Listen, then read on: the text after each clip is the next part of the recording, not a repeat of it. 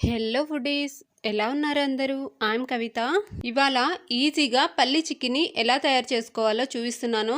1 cup పల్లీలకి 1 cup ఎర్ర బెల్లం తీసుకొని, బెల్లం స్టవ్ మీద కడాయిలో ఉంచి కాసింత వాటర్ వేసుకొని ముందుగా పాకంని ప్రిపేర్ చేసుకోవాలి. బెల్లం మొత్తం కరిగి ఇలా కలుపుతూనే ఉండాలండి.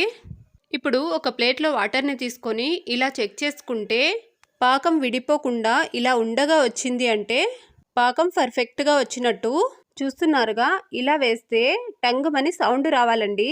ఇప్పుడు ఆ పాకంలో కాసిన్ని నువ్వులు వేసుకొని అలాగే 2 స్పూన్ల నెయ్యిని కూడా వేసుకొని ఒకసారి బాగా కలిపి వేయించి పొట్టు తీసి పెట్టుకున్న పల్లీలను కూడా వేసి బాగా కలుపుకోవాలి. 1 కప్పు బెల్లానికి 1 కప్పు పల్లీలు కరెక్ట్గా సరిపోతాయండి. ఇప్పుడు స్టవ్ ఆఫ్ చేసుకుని క్లీన్ చేసి పెట్టుకున్న బండ పైన నెయ్యిని బాగా రాసుకుని చిక్కీని మొత్తం వేసి ఇలా పరుచుకోవడమే. ఎలా ఉంది? మీకు కూడా నచ్చిందా?